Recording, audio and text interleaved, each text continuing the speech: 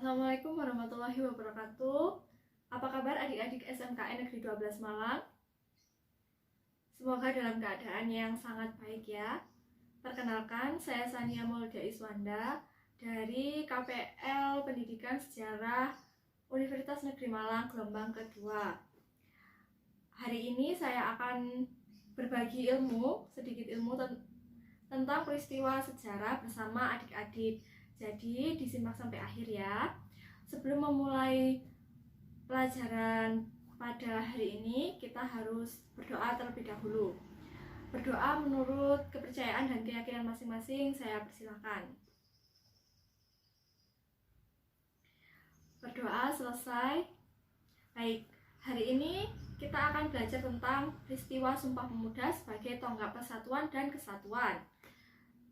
Kita sedikit ingat-ingat tentang materi minggu lalu ya. Minggu lalu sudah belajar tentang organisasi-organisasi pergerakan, di mana banyak sekali muncul organisasi-organisasi kedaerahan yang sudah mulai berkembang secara kooperatif.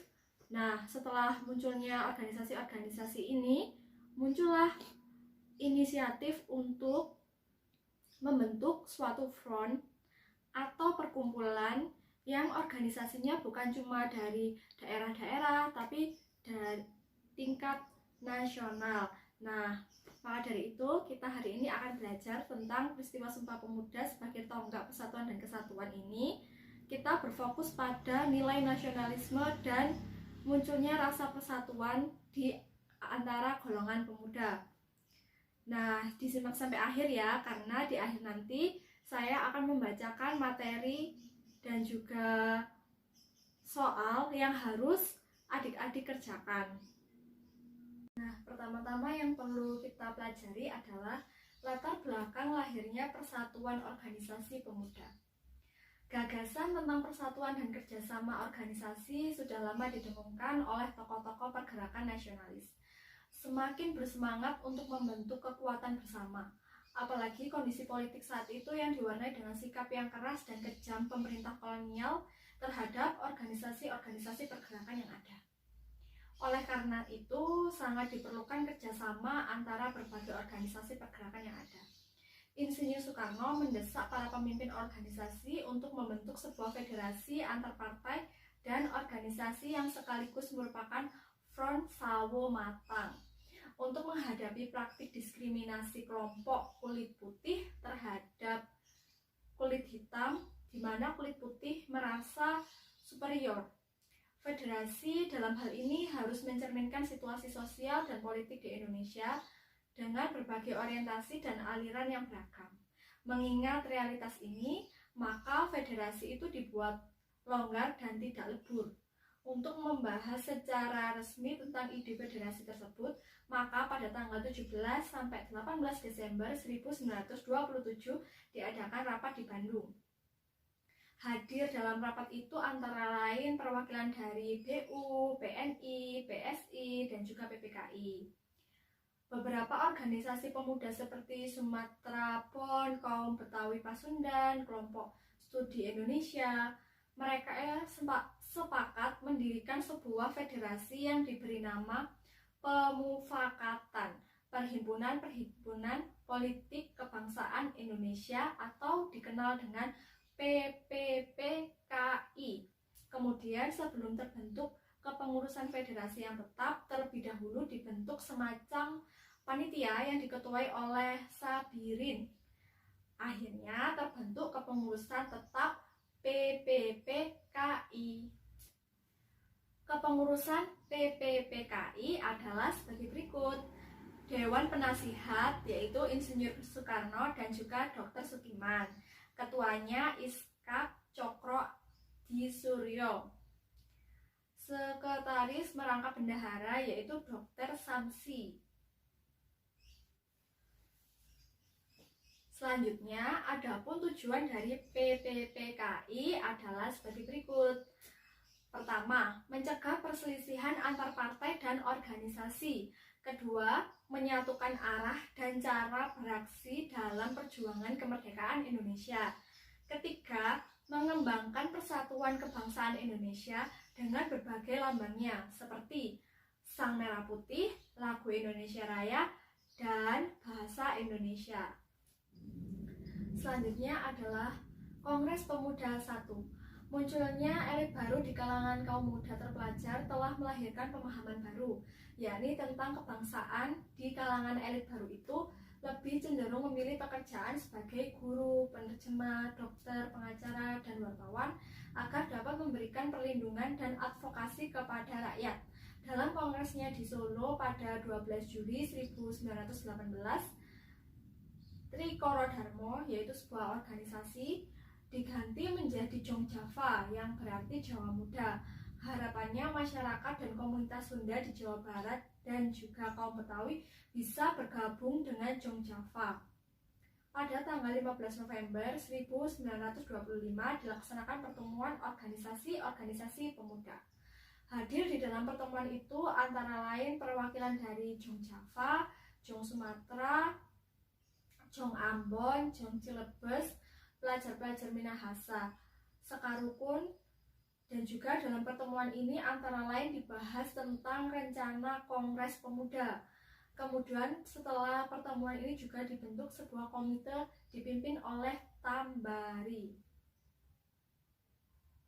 Komite ini diberi tanggung jawab untuk menyelenggarakan Kongres Pemuda setelah dilakukan berbagai persiapan. Maka pada tanggal 30 April sampai 2 Mei 1926, M. Tabrani ini tujuan Kongres itu adalah untuk mencapai perkumpulan pemuda yang tunggal, yaitu membentuk suatu badan sentral. Keberadaan badan sentral ini dimaksudkan untuk memantapkan paham persatuan kebangsaan dan mempererat hubungan antara semua perkumpulan pemuda kebangsaan dalam Kongres Pemuda 1.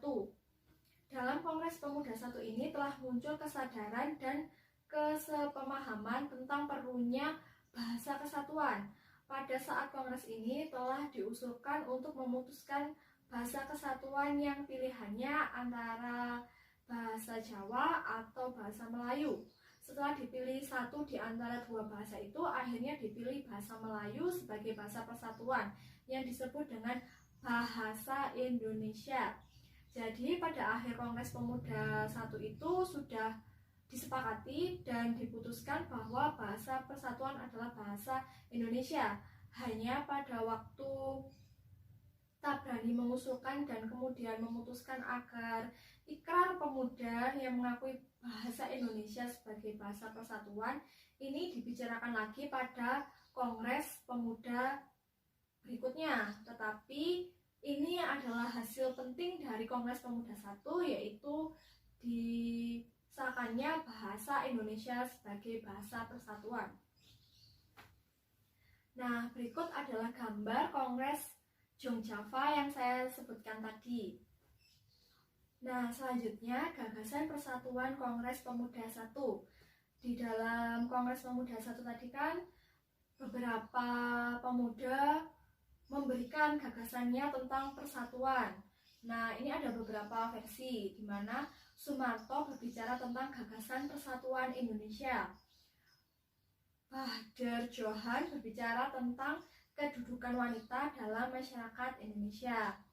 Nona Ada menyampaikan gagasan tentang kedudukan kaum wanita. Jakso Diporo berbicara tentang rakyat lumuh. Paul Pinotoan berbicara tentang tugas agama di dalam pergerakan nasional. Muhammad Yamin berbicara tentang kemungkinan perkembangan bahasa-bahasa dan kesusastraan Indonesia di masa mendatang. Berikut adalah dokumentasi sidang Pemuda 1.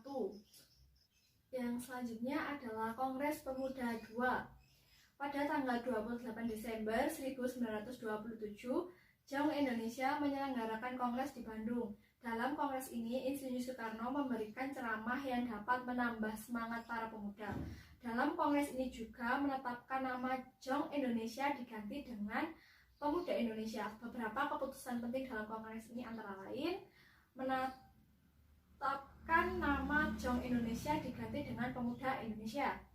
bahasa Indonesia akhirnya dipilih bahasa Melayu, dijadikan bahasa pengantar organisasi pemuda Indonesia. Pemuda Indonesia menyetujui usul PPPI tentang dibentuknya fusi semua organisasi-organisasi lainnya yang beralaskan kebangsaan. Selanjutnya, untuk merealisasikan gagasan fusi semua organisasi itu, PPPI segera mengambil langkah-langkah, yaitu dengan diadakannya pertemuan untuk membentuk panitia yang dikenal dengan Panitia Kongres Pemuda II. Panitia ini akan bertanggung jawab terhadap serangkaian acara seperti rapat-rapat terbuka dan ceramah-ceramah yang menganjurkan dan menguatkan semangat kebangsaan. Lalu pada bulan Juli 1928, Panitia Kongres dibentuk. Terpilih sebagai Ketua Kongres Pemuda II adalah Sugondo Jojo Puspito dari PPPI. Kongres Pemuda II ini dilaksanakan pada tanggal 27 sampai 28 Oktober 1928. Yang diundang dalam kongres ini adalah semua organisasi pemuda dan mahasiswa serta berbagai organisasi dan partai yang sudah ada. Tampak hadir beberapa tokoh pemuda ataupun tokoh senior seperti Sugondo, Joko Masaid, Muhammad Yamin, Amir Syaifuddin, Karto Suryo, dan masih banyak lagi. Total dalam kongres ini terdapat lebih dari 750 orang. Kongres ini dilaksanakan dalam 3 tahapan sidang. Berikut adalah gambar anggota Perhimpunan Pelajar-Pelajar Indonesia atau PPPI. Nah, tadi kan disebutkan ada 3 kali rapat ya. Untuk rapat yang pertama dulu. Rapat pertama ini dilaksanakan hari Sabtu 27 Oktober 1928. Bertepatan di Gedung Katolik. Rapat dibuka oleh Ketua Panitia Kongres Pemuda II. Di dalam pembukaan ini juga dibacakan amanat tertulis dari Insinyur Soekarno, amanat tertulis dari pengurus Perhimpunan Indonesia yang ada di Belanda. Sementara itu dalam pidato pembukaan, Sugondo Jojo Puspito menyerukan tentang pentingnya Indonesia bersatu dalam sidang pertama. Muhammad Yamin memberikan ceramah tentang persatuan dan kebangsaan Indonesia. Dalam ceramahnya itu, Yamin mengatakan 5 faktor yang dapat memperkuat persatuan bangsa, yakni faktor sejarah, bahasa, hukum adat, pendidikan, dan kemauan. Lalu rapat kedua ini dilaksanakan hari Minggu tanggal 28 Oktober 1928 pukul 8 sampai 12 siang di Osjava Bioskop. Rapat membahas hal-hal yang berkaitan dengan pendidikan. Beberapa tokoh yang berbicara misalnya Nona Purnomo Wulan, Ki Hajar Dewantoro.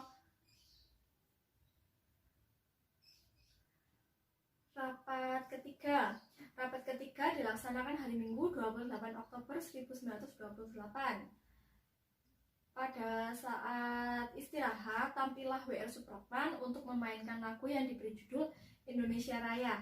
Namun untuk menyiasati agar tidak dilarang oleh pihak Belanda waktu itu, W.R. Supratman menampilkan lagu tersebut secara instrumental dengan biola. Lagu inilah yang kemudian dikenal dengan lagu kebangsaan Indonesia, dan bendera merah putih diakui sebagai bendera kebangsaan. Selanjutnya, pada puncak Kongres Pemuda II diikrarkan sebuah sumpah yang kemudian kita kenal dengan nama Sumpah Pemuda yang senantiasa menjadi keputusan penting yang historis dan monumental dalam Kongres Pemuda II ini. Naskah rumusan Ikrar Sumpah Pemuda ini selengkapnya dirumuskan oleh Muhammad Yamin. Nah, berikut adalah rumusan Ikrar Sumpah Pemuda. Mari kita baca bersama-sama ya. Pertama, kami, putra dan putri Indonesia, mengaku bertumpah darah yang satu, tanah Indonesia. Kedua, kami, putra dan putri Indonesia, mengaku berbangsa satu, bangsa Indonesia. Ketiga, kami, putra dan putri Indonesia, menjunjung bahasa persatuan, bahasa Indonesia. Nah, berikut adalah gambar dari peserta sidang pemuda kedua. Nah, sampailah pada nilai-nilai penting yang terkandung dalam peristiwa Sumpah Pemuda. Yang pertama, nilai yang diutamakan dari peristiwa Sumpah Pemuda adalah nilai persatuan. Persatuan yang diilhami oleh asas perjuangan Perhimpunan Indonesia ini sudah lama diperjuangkan oleh para pemuda. Para pemuda dengan memahami sejarah panjang perjuangan bangsa Indonesia ini telah melahirkan kesadaran yang mendalam tentang pentingnya persatuan. Nilai berikutnya adalah kemandirian, jati diri, kedaulatan, atau penguatan nasionalisme. Secara tidak langsung dengan peristiwa Sumpah Pemuda, para pemuda telah meneguhkan pentingnya jati diri Indonesia. Penguatan sangat penting tentang nasionalisme. Hal ini tercermin dalam ikrar satu tanah air, satu bangsa, dan keikhlasan menjunjung satu bahasa, yaitu bahasa Indonesia. Pertanyaan satu nusa, satu bangsa, dan bahasa Indonesia ini menunjukkan adanya kesadaran yang amat tinggi tentang jati diri dan semangat kebangsaan kita sebagai orang Indonesia. Dalam jati diri dan ruh kebangsaan itu tentu mengandung kemandirian. Kalau bangsa ini mandiri berarti berdaulat, berdaulat berarti tidak dijajah, dan itulah kemerdekaan. Di balik peristiwa Sumpah Pemuda juga terkandung nilai demokrasi. Setelah Sumpah Pemuda diikrarkan, persatuan diwujudkan, maka langkah-langkah perjuangan dilaksanakan dalam mewujudkan cita-cita Indonesia Raya, satu nusa, satu bangsa, dan satu bahasa. Perlu ada program-program kebersamaan, saling menghargai, dan rembuk bareng di dalam komponen bangsa untuk memajukan bangsa. Setelah maju, dapat mandiri dan berdaulat.